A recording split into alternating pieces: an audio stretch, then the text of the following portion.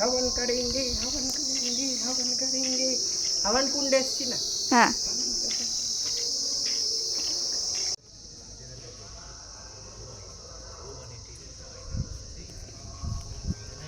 এটা কি হচ্ছে মহাদেব সোজা হয়ে দাঁড়িয়ে আছে তুমি বেঁকে গেছো কেন ঠান্ডায় নাকি ঠান্ডায় এই যে স্যান্ড্রুপসি মনাস্ট্রি এখানে উপরে শিবের মতনই একটা আছে পুরো শিবের মতো দেখতে লাগছে না খুব সুন্দর ভিউটা দেখুন আমার পেছনে জাস্ট পেছনের ভিউটা দেখুন দেখতে পাচ্ছেন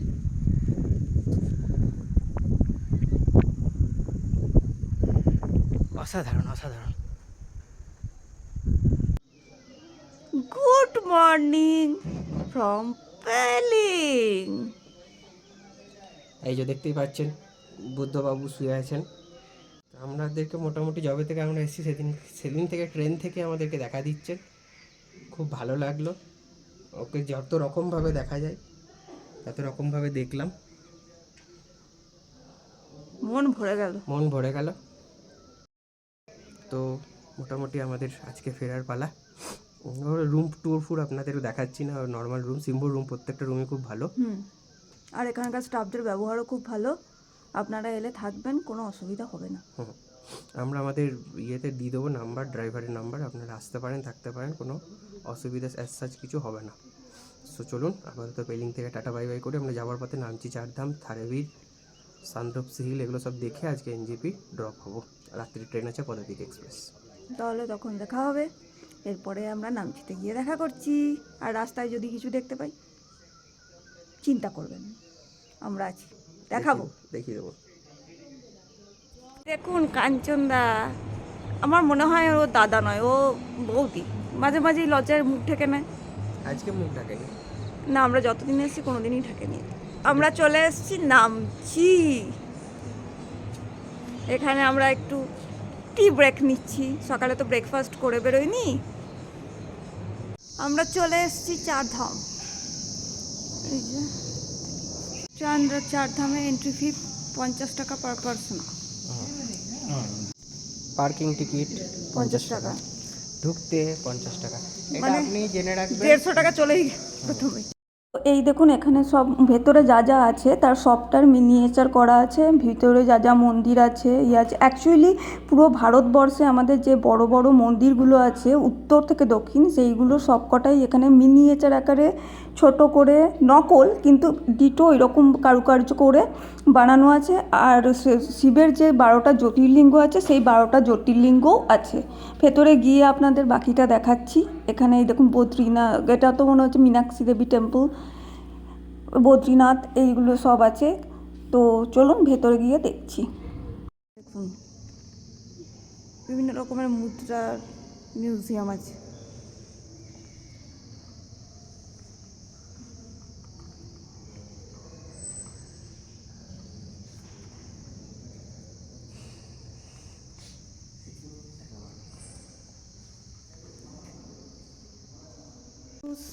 সুইচ টেক অফ করে দিয়েছি এবার যাব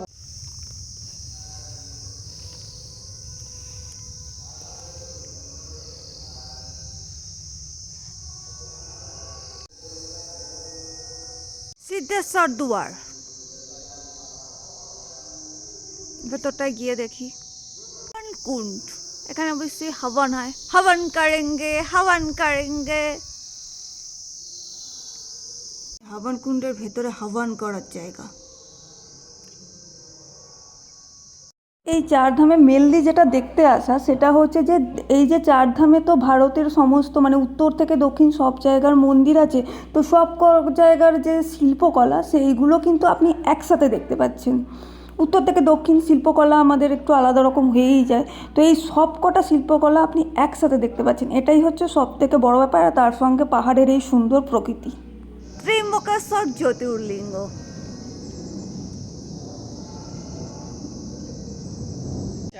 বিশেষরা জ্যোতির্লিঙ্গ হ্যাঁ শিবকে ঘিরে 12টা জ্যোতির্লিঙ্গ নাগেশ্বর জ্যোতির্লিঙ্গ সুগন্ধ রামেশ্বরম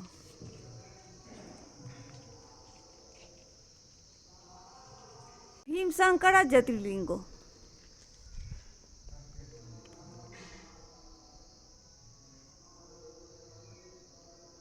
বৈদ্যনাথ জ্যোতির্লিঙ্গ,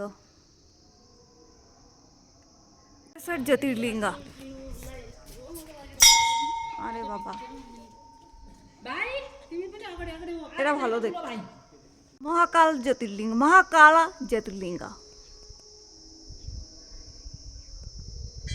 এই দেখুন অরিজিনাল শিব মন্দির, শিব মন্দির। দেবাদিদেব মহাদেব। কি সুন্দর মনে হচ্ছে, পুরো আকাশ জুড়ে উনিই আছেন। দেখুন, মনে হচ্ছে না? এখানে সামনাসামনি কিন্তু তাই মনে হচ্ছে।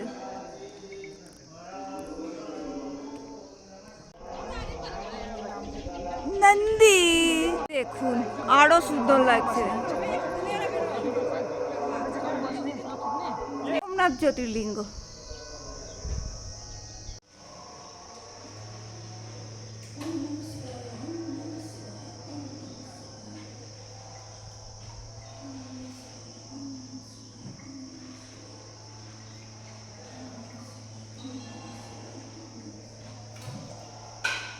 मल्लिकार्जुन ज्योतिर्लिंग।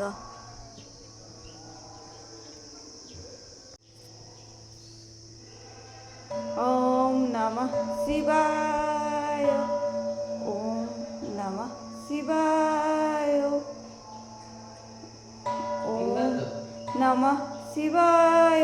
हाँ, द्वारकामाई टेम्पल, এখানে সবাই উইশ করে, এই যে বেঁধেছে। সাই টেম্পল বা সাই মন্দির।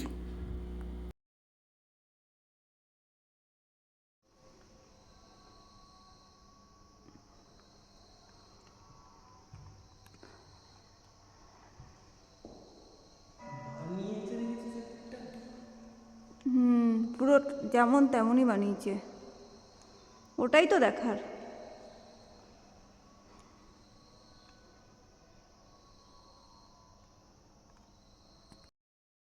বৃন্দাবন ধাম।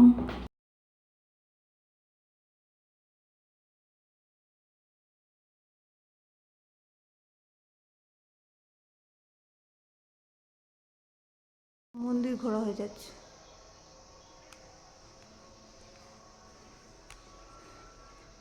কাজগুলো কত নিখুঁত। এটা হচ্ছে মীনাক্ষী টেম্পল, তাই তো লেখা তো নেই কোথাও। তবে আমি মীনাক্ষী টেম্পলে যা ছবি দেখেছি এটাই মনে হচ্ছে মীনাক্ষী টেম্পল। দারুণ, ছবিতে যতটা না আসছে সামনে থেকে আরো বেশি সুন্দর লাগছে, আরো কালারফুল, আরো সুন্দর।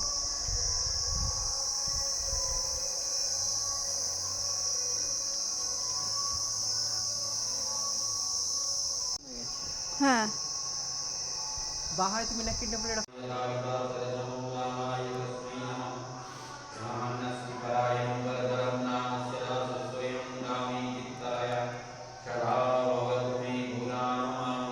দেখুন এখান থেকে আরো সুন্দর লাগছে। তো এই যে পেছনে মীনাক্ষী টেম্পল, আর এইখানে বাঁদিকে আছে জগন্নাথ ধাম। তো কত মশাই দেখিয়ে এটা ক বছরের পরিকল্পনা? জগন্নাথ ধামটা আমরা কবে যাচ্ছি? জগন্নাথ ধাম সামনে কি আছে? যাক, এক বার্ষিক পরিকল্পনায় আছে। জগন্নাথ টেম্পল, জগন্নাথ ধাম। তবে অন্য মন্দিরগুলোর থেকে জগন্নাথ ধামটা আমার ছোট পাড়া লাগছে। জগন্নাথ ধামটাকে ছোট করে দিয়েছে। হ্যাঁ, কখনো যাইনি জগন্নাথ ধামের ভেতরটা কি এরকমই? আপনারা বলবেন কমেন্ট করে, আপনারা তো গেছেন নিশ্চয়ই।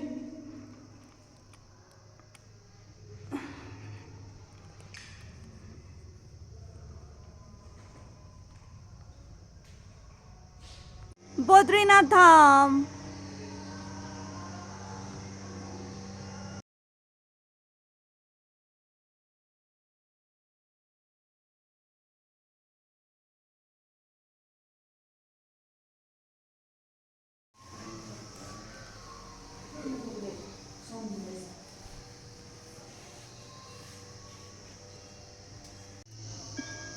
কিরিটেশ্বর। তো আমাদের চারধাম ঘোরা হয়ে গেল। এরপরে আমরা যাচ্ছি আমাদের নেক্সট স্পট সানড্রিপসি মোনাস্ট্রিতে। আর এই দেখুন রাস্তায় যেতে যেতে এটা পড়ছে বাইচুং স্টেডিয়াম।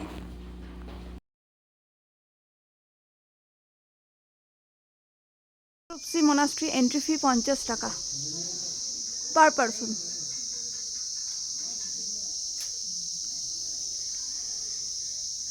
সুন্দর লাগছে দেখতে। ওই জন্য রোজ গার্ডেনটা দেখিয়েছিল।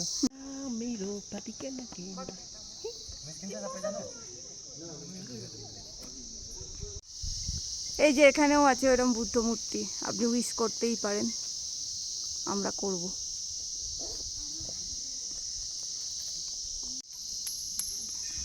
হলো না।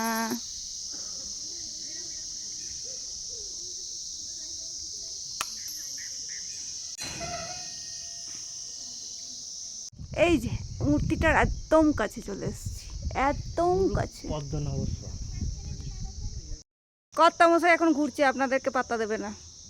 দেখি দেখি কর্তামশাই তুমি কি একটু আসবে? I love Namchi. You love Namchi. Yes. Yes, I love Namchi and I love Bubu.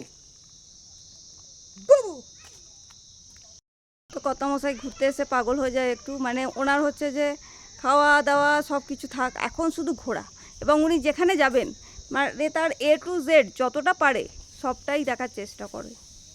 Driver বলছে যেটা লোকের 20 মিনিটে দেখা হয় আপনারা 1 ঘন্টা ধরে দেখেন। কি করে বুঝবে ড্রাইভার যে এই যে পাগলটা এরকম করে? খেপে গেছে।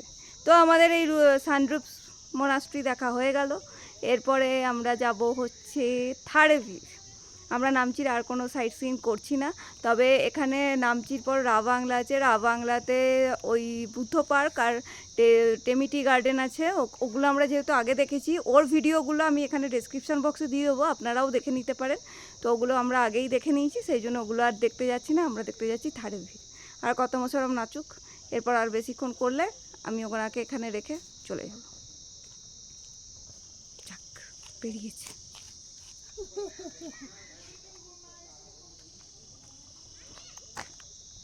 Three ways of successful life: learning, earning and journey. আমি নিয়েছি আলু চিউড়া। এই আলু চিউড়া প্রথম আমি নিয়েছিলাম গ্যাংটকে। আমার খেয়ে এত ভালো লেগেছিল যে আমি যখনই মানে পাহাড়ের দিকে আসি আমি চাই এই আলু চিউড়াটা খেতে। আর কর্তামশাই নিয়েছে মোমো। তো এখন আমরা চলে এসেছি থারেভির। এখানে টিকিট কাউন্টারে টিকিট কাটছে কর্তামশাই। 30 টাকা। আচ্ছা, টিকিট 30 টাকা পার পারসন, আর গাড়ি হলে গাড়ির পার্কিং 30 টাকা, সব মিলিয়ে আমাদের লাগছে 90 টাকা। থুত্র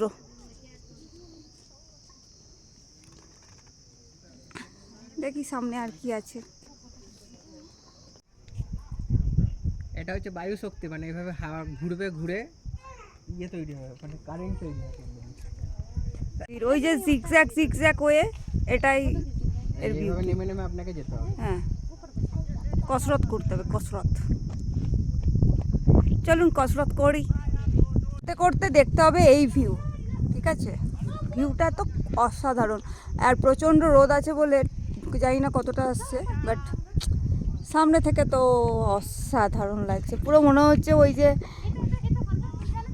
রোপওয়েতে করে গেলে যতটা লাগে ওই রকম লাগছে পুরো। জিগজ্যাগ ওয়ে, সেবকে করোনেশন ব্রিজ, সেবক ব্রিজ। মানে দারুণ, পুরো মনে হচ্ছে রোপওয়ে থেকে ভিউ দেখছি। দারুণ দারুণ। এই দেখুন যত কাছে যাচ্ছি তত আরো সুন্দর।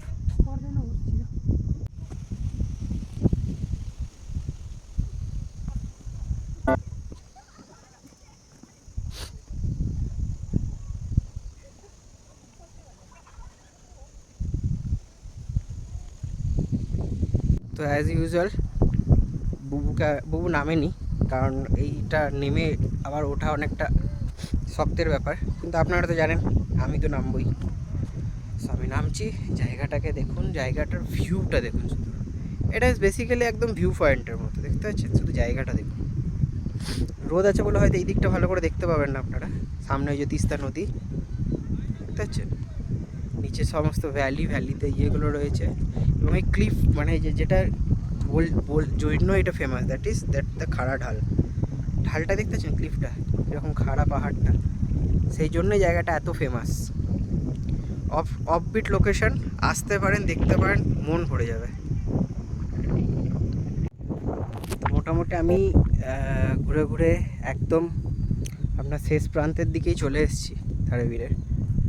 জায়গাটা সত্যিই খুব সুন্দর, মানে যখন আপনারা ঘুরতে আসবেন একটু সময় হাতে নিয়ে আসবেন, আমি বারবার বলছি, কারণ এটা এতটা নিচে নেমে আবার উপরে ওঠাতে একটু সময় লাগবে।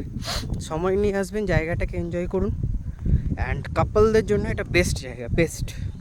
This is one of the best option. আমার কপালটা একটু খারাপ, কারণ বুবুকে এত নিচে অবধি নিয়ে এলে ওর পক্ষে ওঠাটা একটু ডিফিকাল্ট হয়ে যাবে, কিন্তু অ্যাজ এ কাপল যদি আপনারা আসেন, আপনাদের জায়গাটা সত্যিই খুব ভালো লাগবে, খুব।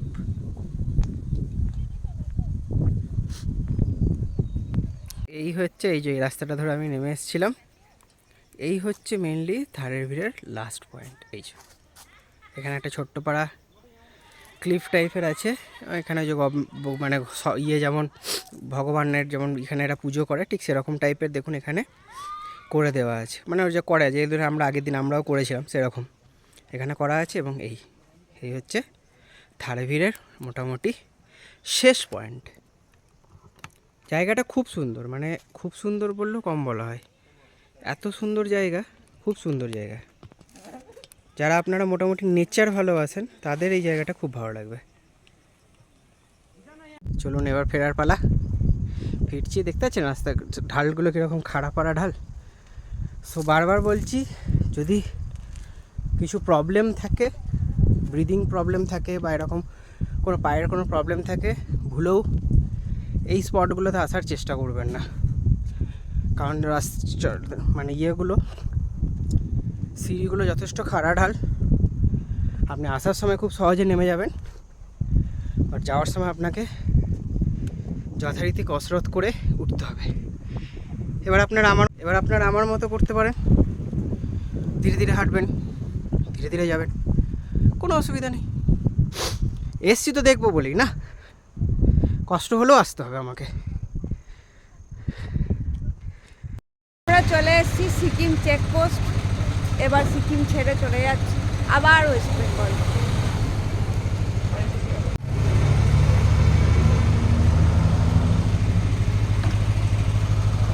একটা রেস্টুরেন্টে দাঁড়িয়েছি, এখানে নিয়েছি থালি, ভেজ থালি, ভাত, বেগুনি। আমি একটা চিকেন মোমো বলে দেবো। আমি ভেজ থালি নিলেও কর্তামশাই এখনও পাহাড়েই আছেন, তাই আমি এখনো অব্দি পাহাড়েই আছি। হ্যাঁ, তাই মোমো,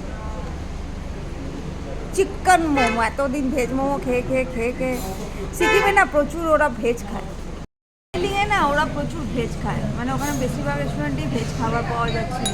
তবে ওদের ভেজ কিন্তু ওই রকম ভেজ না, মানে ওরা পেঁয়াজ রসুন সবই খায়, কিন্তু ওই চিকেন, মাটন, মাছ, ডিম কিছু না।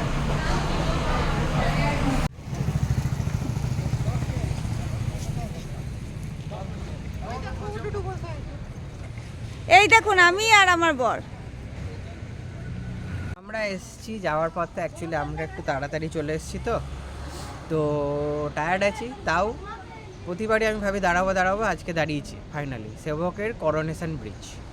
এই ব্রিজের নিচে এই যে জায়গাগুলো দেখছেন, এইসব জায়গাগুলোতে প্রচুর সিনেমার শুটিং আছে, বাংলা সিনেমার অনেক গান আছে, অমানুষ সিনেমার গান আছে, ওই পাথর চাপা, বুকে নদী, কলকলায় গাইড, ওই জায়গাটাতে শুটিং হয়েছে। এইটা হচ্ছে ব্রিজটা, সেই bridge, famous coronation bridge of Siliguri. আমরা এনজেপি পৌঁছে গেছি, করে নিচ্ছি রাতের ডিনার, রুটি তরকারি।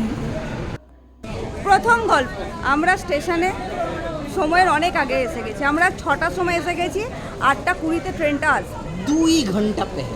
হ্যাঁ, তো এসে অনেকক্ষণ ধরে কী করব, খানিকক্ষণ চা খেলাম, ভাবলাম কি খাবো, তারপরে একটু টয়লেট গেলাম, সেখানে খানিকক্ষণ থাকতে মানে হলো, এই সব করে হেলে দুলে তারপর দেখলাম কটা বাচ্চা এখন, তারপরে খেয়েছি, হ্যাঁ তারপর খেয়েছি, কি খাবো সেটা ডিসাইড করতে খানিকক্ষণ সময় নিয়েছি, কোন রেস্টুরেন্টে খাবো সেটা ডিসাইড করতে খানিকক্ষণ সময় নিলাম, কোন হোটেলটা ঢুকবো, যে হোটেলটা দাম বেশি সেটাতে ঢুকেছি, যাই হোক কারণ এটা ফাঁকা ছিল, তো সে ঢুকলাম হলো।